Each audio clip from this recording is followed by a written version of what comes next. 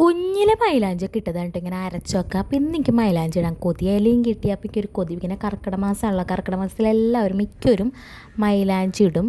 അപ്പം ഞാൻ വിചാരിച്ചു അന്നൊന്ന് ഇട്ട് നോക്കാമെന്ന് വിചാരിച്ചു. അങ്ങനെ ദേ അമ്മയും വന്നിരുന്ന് ഞാനും അമ്മയും കൂടി കല്ലൂസ് അതിൻ്റെ ഇടയ്ക്ക് വരണ്ട കേട്ടോ.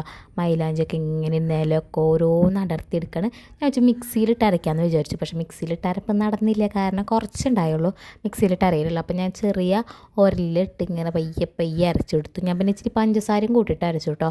ചുവക്കാൻ നല്ലതെന്ന് ഞാൻ കേട്ടിട്ടുണ്ട്. അങ്ങനെ ഞാൻ അരച്ചൊക്കെ ഉണന്നുണ്ട്. അങ്ങനെ കയ്യിലിട്ട് പൊത്തി. സാധാരണ ഞാനിങ്ങനെയൊക്കെ ചെയ്യുമ്പോൾ കല്ലൂസ് ഒന്ന് അലമ്പാക്കാറാണ് പതിവ്. പക്ഷെ കല്ലൂസിന് ഇത് കണ്ടിട്ട് അറപ്പാണ് കേട്ടോ തോന്നി. എന്താണെന്ന് എനിക്കറിയില്ല. അവൻ ഇത് കണ്ട് പയ്യെ പീ പീ എന്നൊക്കെ പറഞ്ഞ് നടക്കണ്ട കേട്ടോ. അപ്പോൾ അതുകൊണ്ട് അവൻ എൻ്റെ അടുത്തേക്ക് വന്നില്ല. അതുകൊണ്ട് എനിക്ക് സുഖമായിട്ട് ഇടാൻ പറ്റിയിട്ടോ.